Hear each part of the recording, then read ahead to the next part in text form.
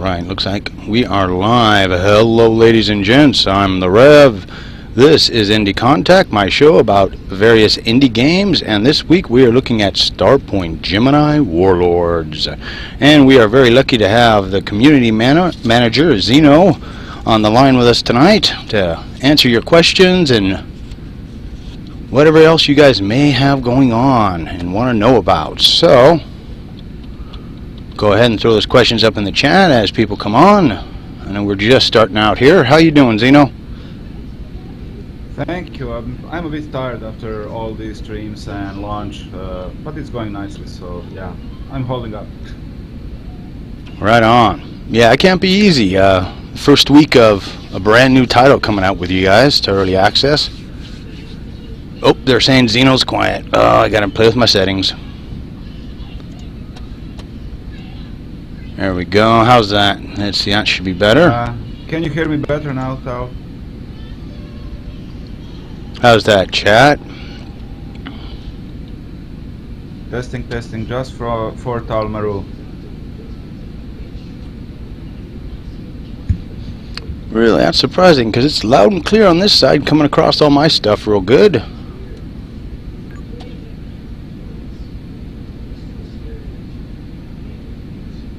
Yeah, you're my sound tester, Tal Maru.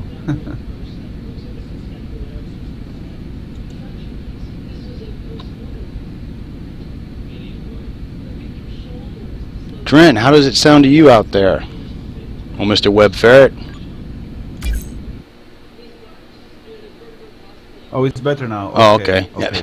It always throws me that they have a app that you can do where it'll cut down the amount of time on the stream delay, but it's supposedly really hard on your CPU.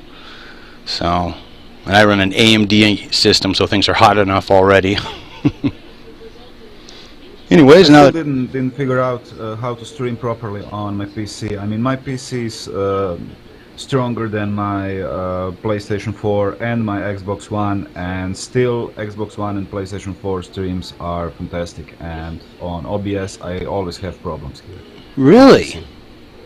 Huh. Yeah. What kind of CPU are you running? It's i7 HQ something. It's a cool CPU. It shouldn't be any problems, but I still have them.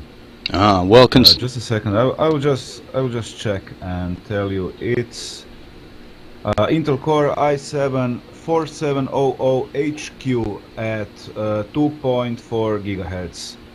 So it's a fantastic CPU. I don't know.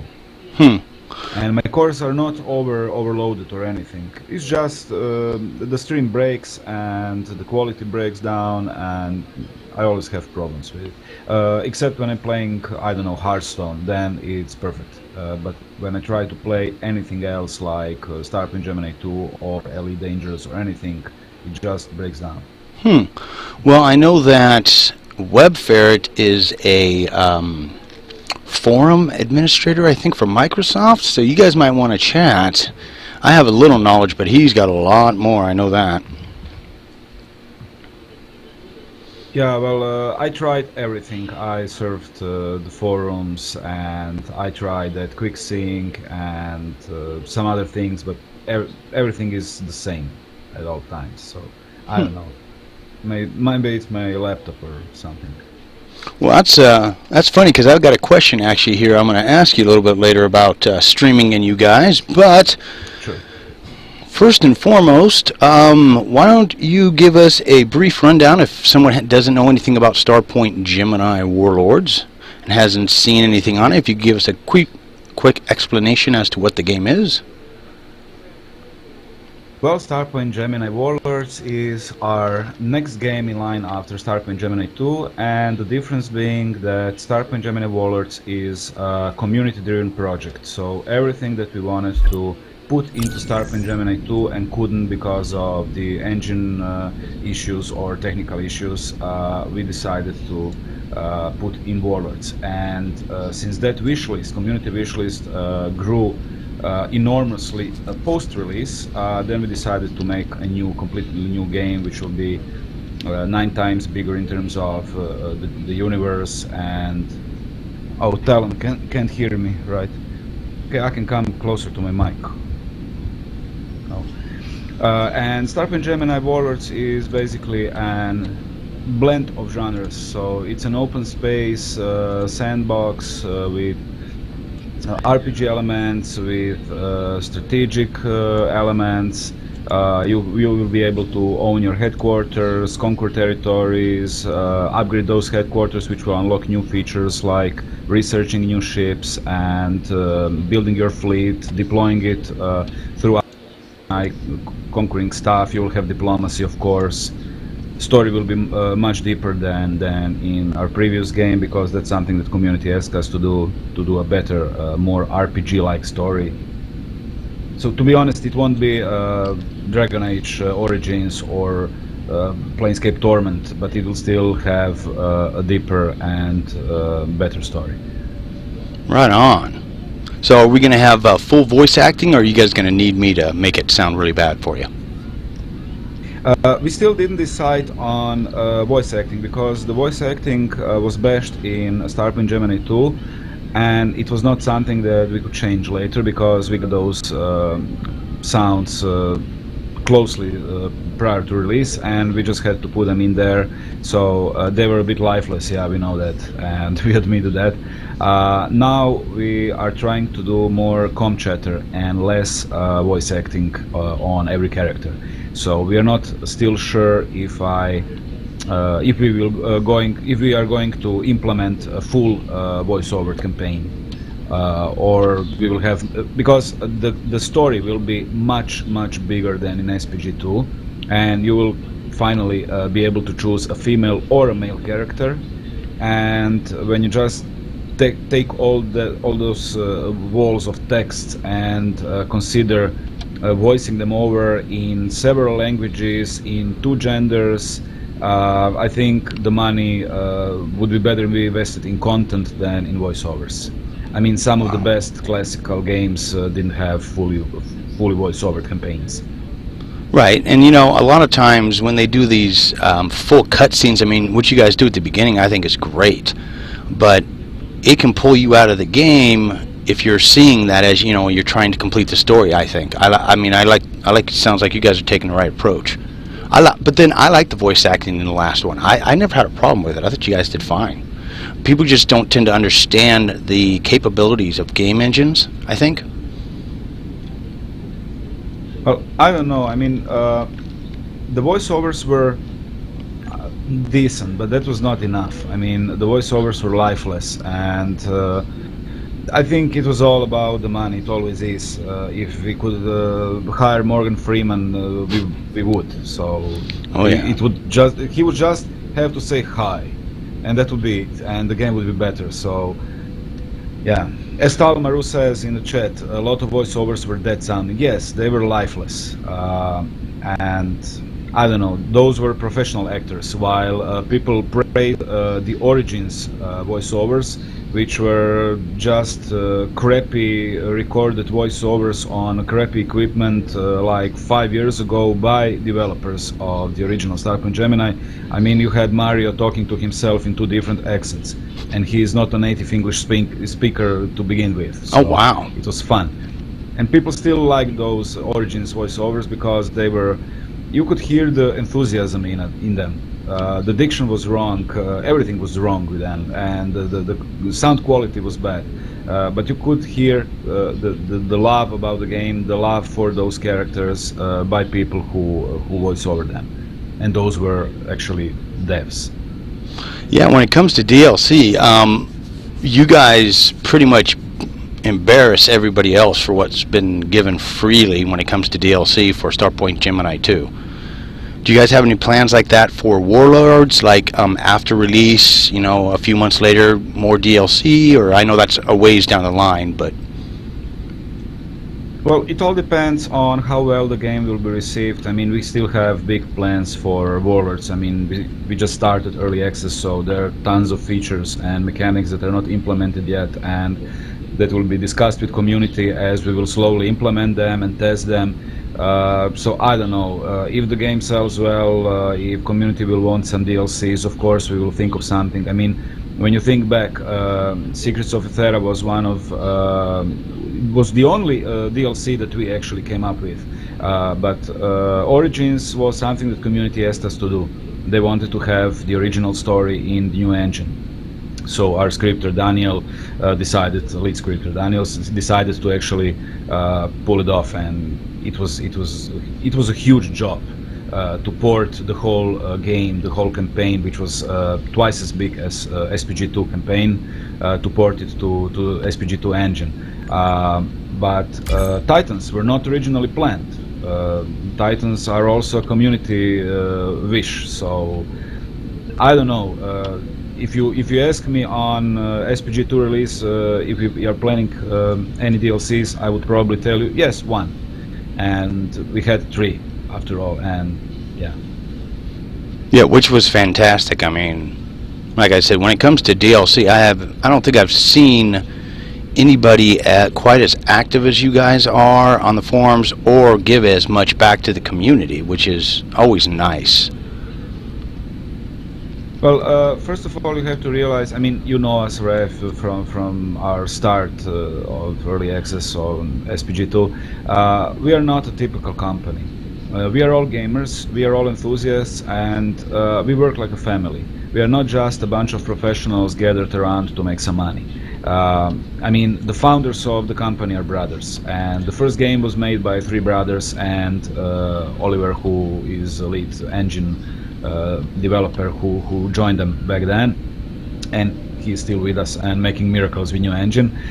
So the whole company is working on a very easygoing, professional, but still easygoing, family-like atmosphere. So that shows in the game, and that shows in our communication with our players, of course.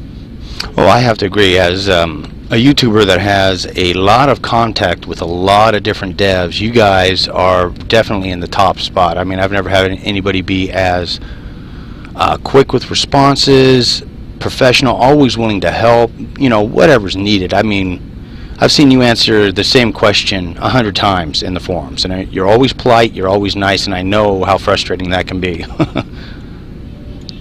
Well, I realized that I'm a quick typer, so I realized that I'm answering the same question in like 5 minutes 3 times. Why?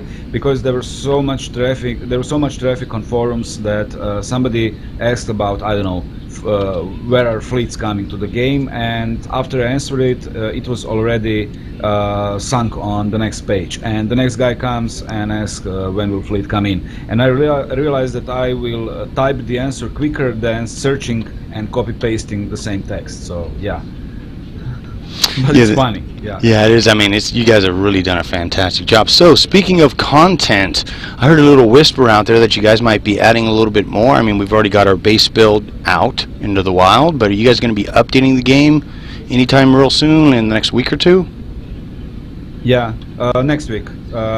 We actually released one small update which addressed some issues with the game.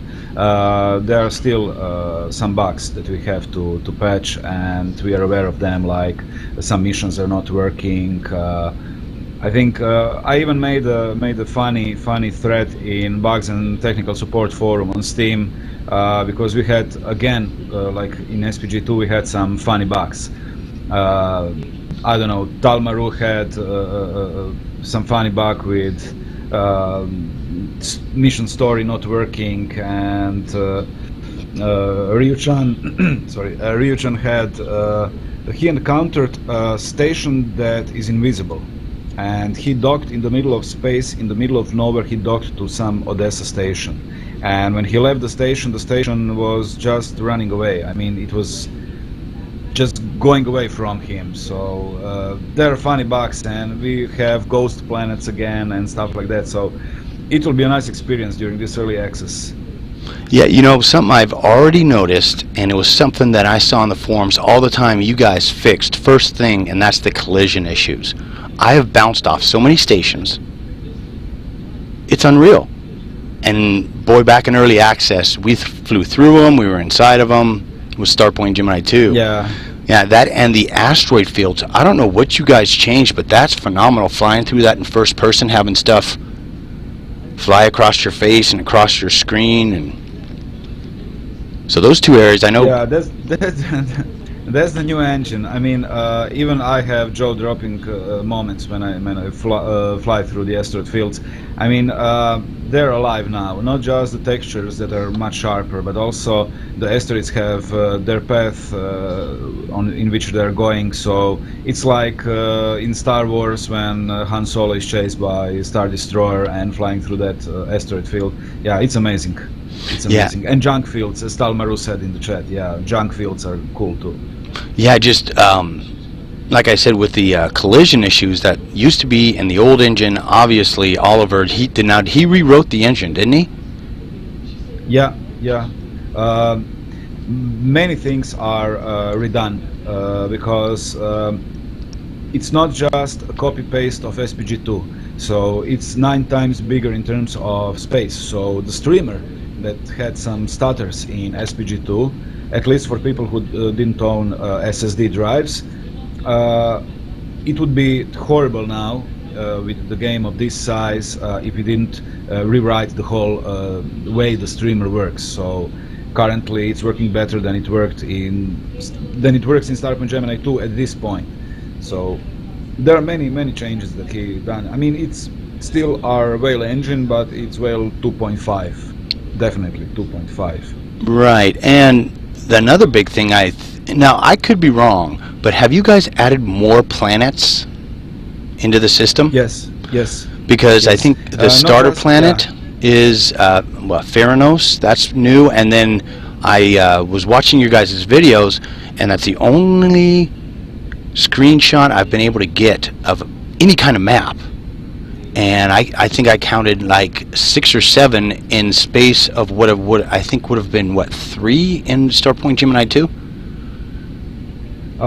We had like 13 planets in Starpoint Gemini 2 on the whole map, and now we will have more, and they're all rescaled. So now some planets are smaller, some are bigger, and we just wanted to rescale the whole game because that was also one of the things that community asked us to do.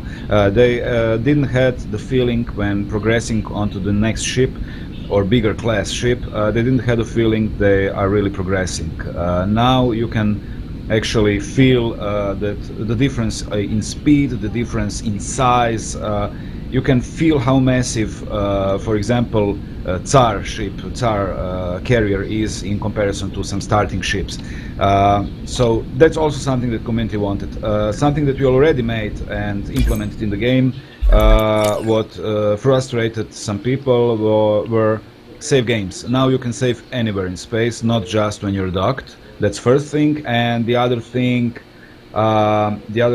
is that you can skip every cutscene and dialogue, so it's not unskippable anymore. We actually had a technical problem with it because if you skipped the cutscene in SPG2, it would go into the loop, and the game could crash. And that's an honest answer. We had technical issues, and now we actually did things differently. And when you play Starpoint Gemini Warlords, you see many things that will actually not seem the same, but they will be same because we have many placeholders, current placeholders from SPG2 in the Warlords, but they will be completely removed and replaced with new mechanics and new features. So even if you see something that is currently same as SPG2, you are right, it is, but it will be changed. It's just a placeholder. Yeah, I've seen a lot of that. You guys have really gone back over the whole engine, and if you've played Starpoint Gemini 2, it'll take you all of about 5 minutes, I think, to get a handle on the new game. I mean, you guys really kept a lot of the core mechanics, which is awesome there, so it was very easy to step right in. I mean, yeah, people like that combat in Starpoint Gemini 2. Of course, they had ideas how to improve on that combat, and that's what we will do here in Warlords.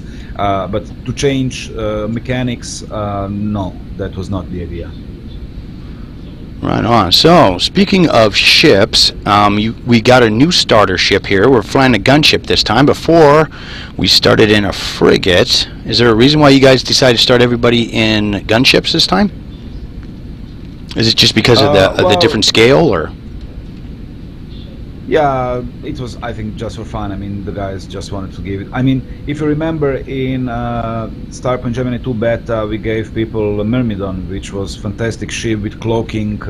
It was OP. It had cloaking device. It had increased hull. It was just like a beta ship for people to be able to enjoy the game, not worry about dying or stuff like that. So it will all be changed during the course of the early access. Yeah, because the current ship right now is fantastic. That and the fact that you guys don't have the PTEs on the enemies working, so I can fly anywhere I want. I get shot, but no one kills my my jump drive. Yeah, currently PT disruptors are not working, or sublight disruptors in this game. Right. And of course, the way of traveling will be similar to SPG2, but it's not implemented yet. You will have T drives, you will have T-gates. We are still talking about riftways because they were an interesting phenomenon. I mean, half of the people hated them and half of the people loved them. Nobody was indifferent on the riftways. You either loved them and used them to your advantage, or you hated them because it would just suck in your captured ship or suck you from the battle that you were winning and stuff like that. So we are still discussing the riftways, and I think we will make some kind of a poll or something on the forums when we come to the riftway feature. And jump drives are also redone, something that we wanted to do in Starpoint Gemini 2. And it looked amazing on our test, but the problem was, again, the streamer. In Jump Drive, you were actually warping through the Gemini, and you would do that at such speeds that streamer couldn't handle all the objects it had to load during that flight. And it was stuttering and freezing, and now it works fantastic. So. Yeah, so far I've been having a lot of fun. I did T-gate, the little jump drives are a lot harder to come by now than they used to be at the various places that you know. It seems like you guys have put a more RNG aspect into planets and station what's available. Not yet. I mean, there will be more T drives, but since they are not implemented yet and we are still testing them, you cannot get them on every station or planet. But there are stations where you can get them, and I don't know. I mean, it worked for me yesterday when I was testing it, but it can crash the game at the moment. So we are still working on it. But it will come soon. T gates and T drives as a feature. Now, I found it on a planet, and I've actually used it more than once, and it works just fine. Although I did notice that you guys did do it to scale, so if anybody's out there and they think they're going to get T-gates and jump halfway across the map, that's not going to happen anymore, is it? No. I mean, the map is 9 times bigger, so yeah, you will need plenty more T drives to reach the end of the galaxy. But you will still have interlinked T gates, which are a problem at the start of the game because you don't have money for that kind of transportation. But later it's not a problem, and you will also have a license again, probably for reducing the cost or even making it free rides on T gates. So. Right on. Okay, well, let's start talking a little bit about our new construction. We get to build our own space stations now. So, how is this going to be implemented game-wise when it first starts? Are we going to start with this partial platform, and this is where we're going to base out of, or do we get to choose on the map where we're going to go? For now, the idea is to start on the same starting point for everyone. I mean, it's a single-player game, so it doesn't matter. Right. And because we don't have a procedurally generated universe, we are hand placing every object on the map. So just having people to start where they want would mess up the other things in the universe. So you will start at the same part of the map, and you will start with this. This is your basic headquarters. That will, with time, you can upgrade it, you can build new modules. Every new module will give you a new feature, actually. So when you build research center and upgrade it, yeah, you can go on that one. When you build research center and upgrade it, you will be able to research new ships, and that ship design will be proprietary ship design of your faction. So you can buy those ships anywhere in the universe except on your station. I mean, build them on your station. You will have, I don't know, there are several modules that will increase your mining income, trading income, and you will be able to just improve on them.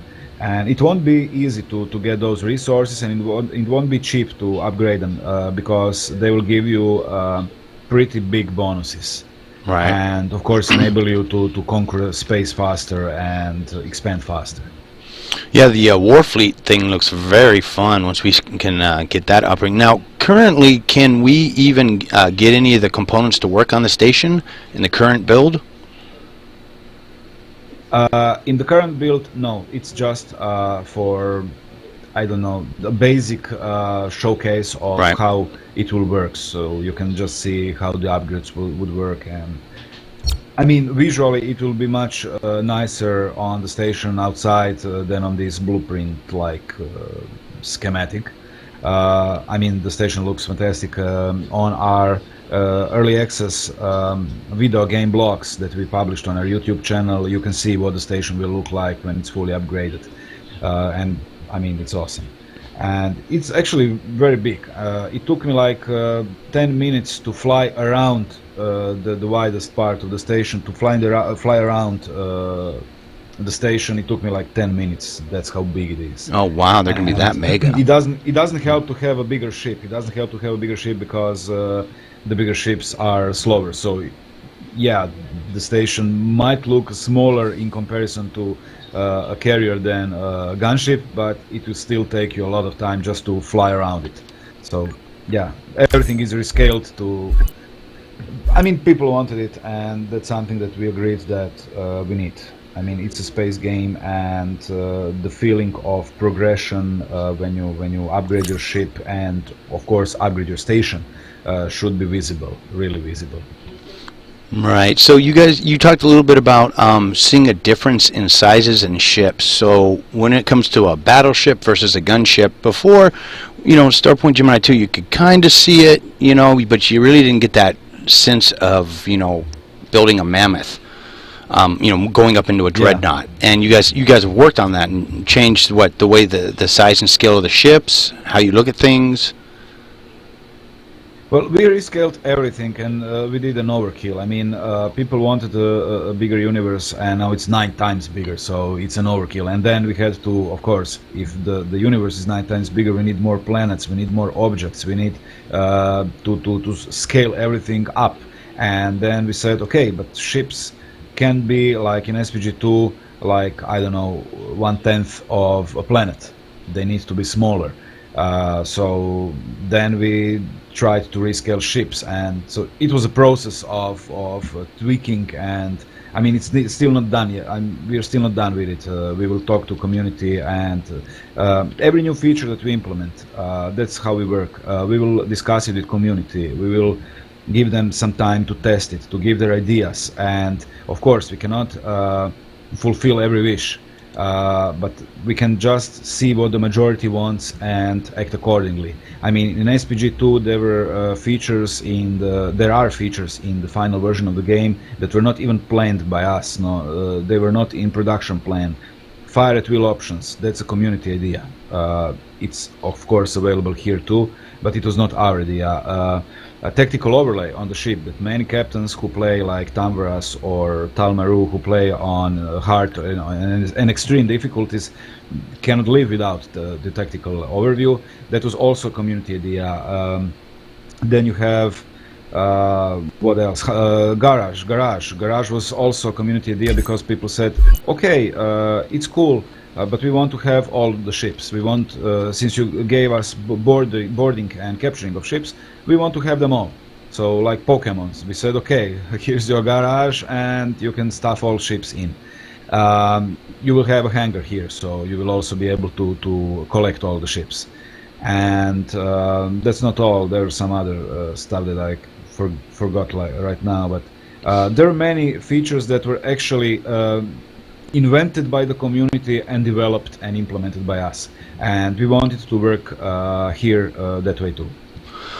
Speaking of testing in the community, are you guys going to have a beta branch set aside for, the game updates to have testers go at, so if people can go at it and help you guys do testing? Are you going to put a separate beta branch, then like a week later you push it, or a month later you push the actual build out?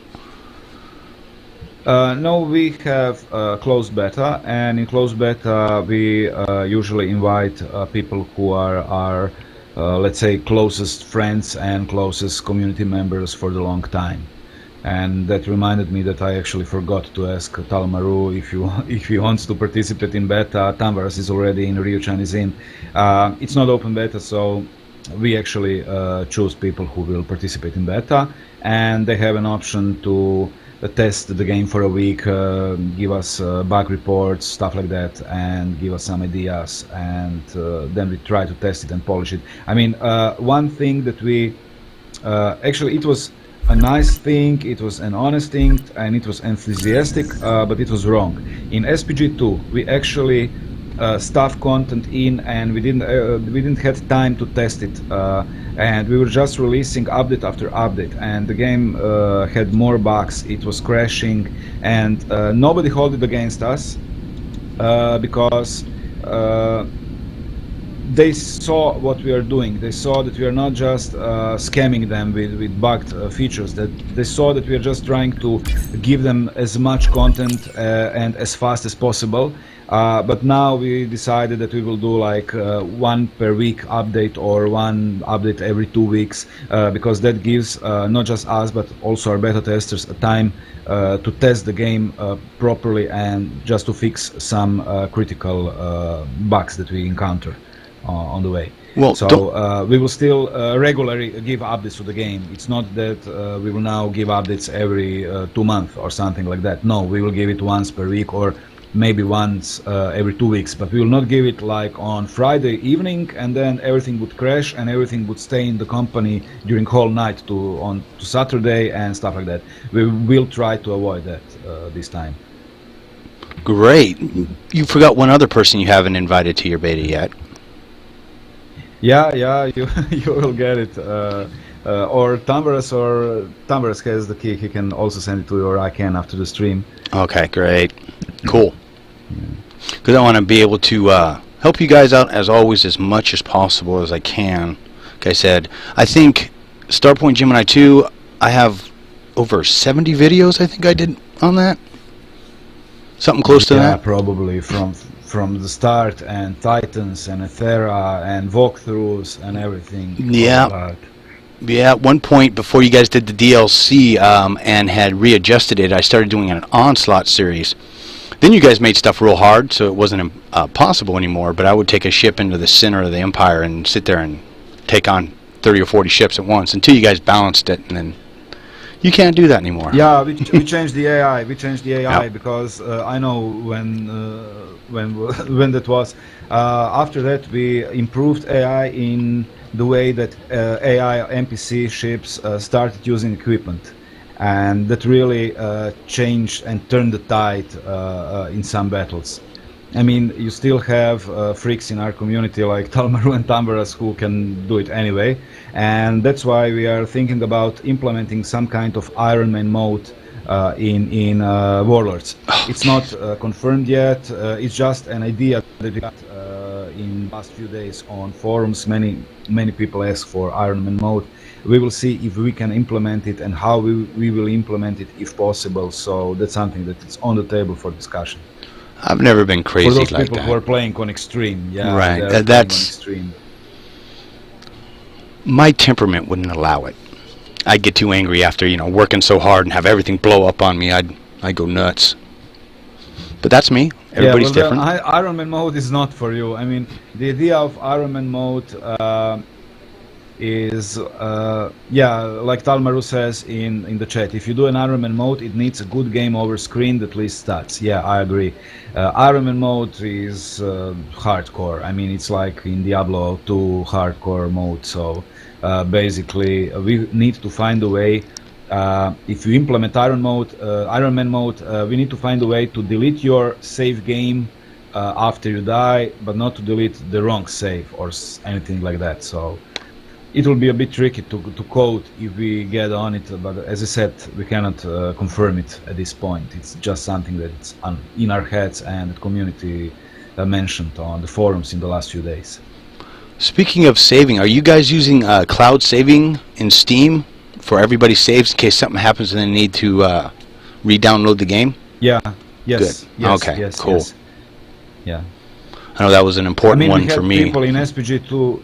Yeah, we had people in SPG2 that asked that they lost the saves, and we asked them if they're saving in cloud. Well, no. I turned off Steam Cloud because it's invading of my privacy.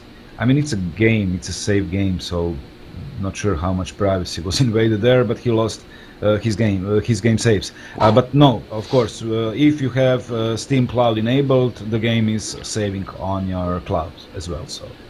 Great, cool. Alrighty, so I'm sitting here on the jobs board, and you want to talk a little bit how you guys, because you guys have completely changed this up. This looks completely different. Are you going to be adding like the text as to what the mission is as we go forward? Because currently the only way you can find out is by accepting the mission. So. Yeah, we will, of course. There will be some kind of description of missions, and it's changed because some people said that it's unrealistic to just pick up missions in the space or just flying around. So this is like in, I don't know, Elite Dangerous or EVE Online, where you have on every station you have a list of jobs that are available, and not even all types of missions are in the Setting game yet. course. I think there are like 5 Initiating out of 8 sublight. or 10 different mission types currently available in the game, and also those missions are randomly generated. So you cannot run out of them, just like in Elite Dangerous, for example.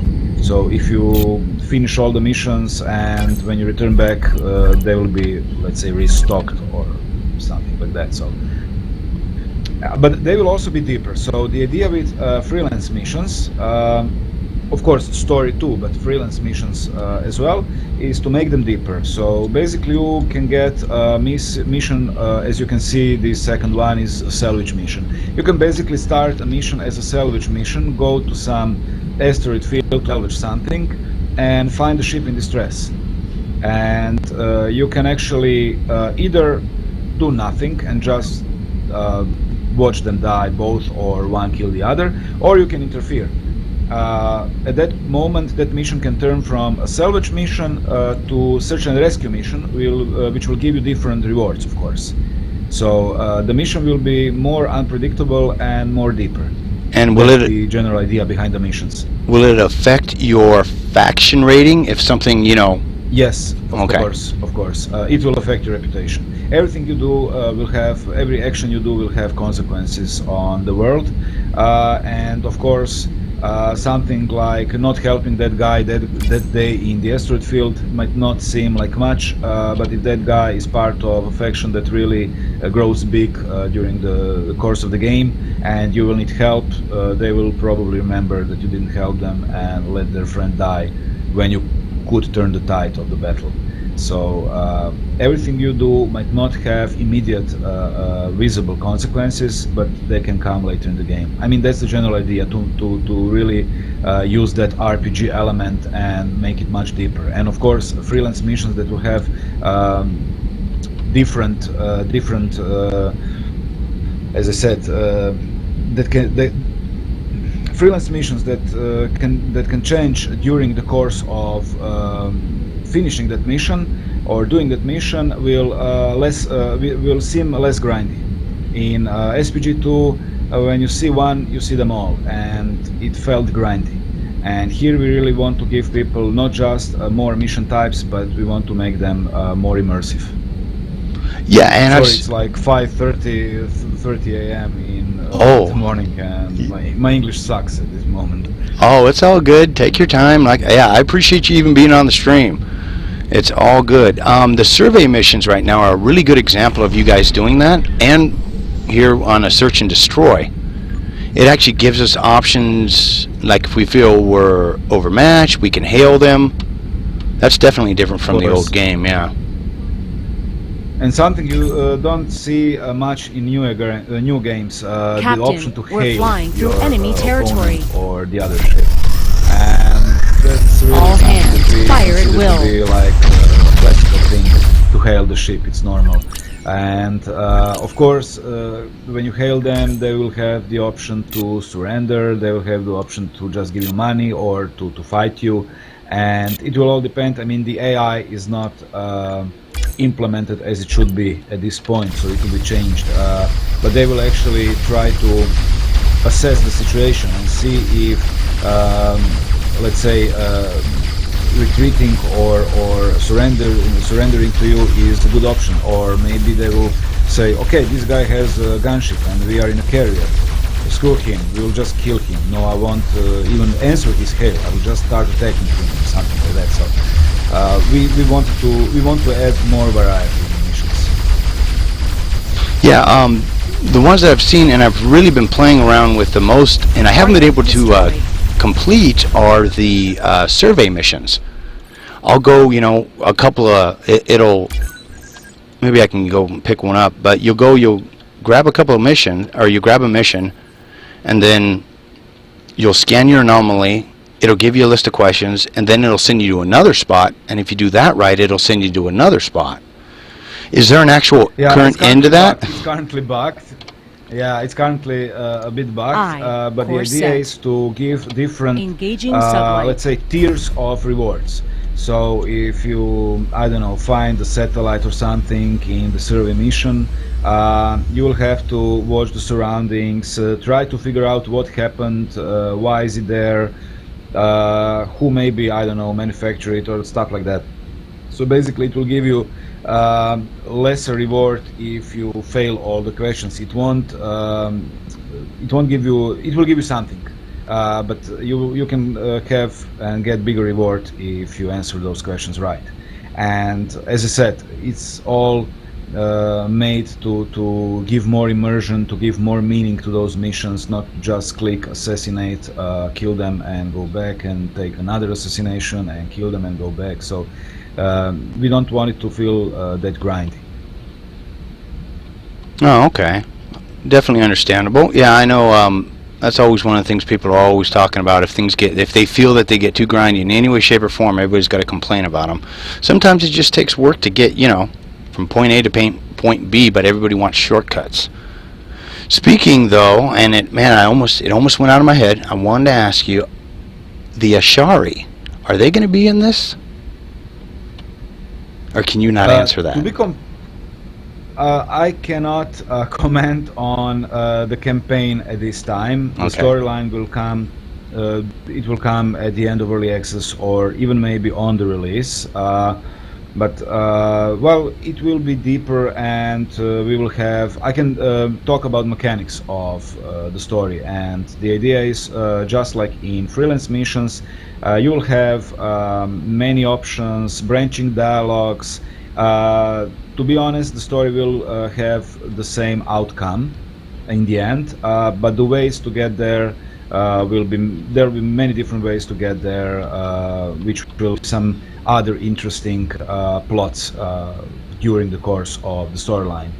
And also we will go with the deeper stories on officers. We don't want you to feel like you can just dismiss them and hire them like, I don't know, cattle.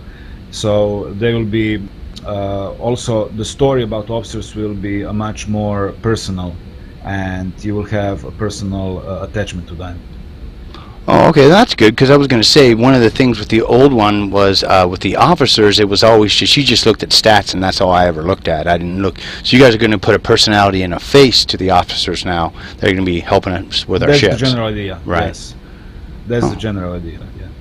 Great. Speaking of the ships, who, or is it a team effort? Who came back through and redesigned everything? The new ships look fantastic. I mean, the level well, since we grew from Starpoint Gemini 2 from like Starpoint Gemini 2 was started by 4 and finished by 10 people, and now there are like 20 or even 25 of us at some point. We're in the team, and we have a better modeling, not better, we have a bigger 3D modeling team, so they can do more work in less time. So Of course, Tomislav is still our lead 3D designer, and he's actually directing the whole 3D part of the project. And he is the guy who he's directly responsible for the new ships. But we have many other talented people in the team now that are helping with modeling and designing the ships. So I think it can show that we actually grew. Just like Gemini grew, LGM Games grew too. So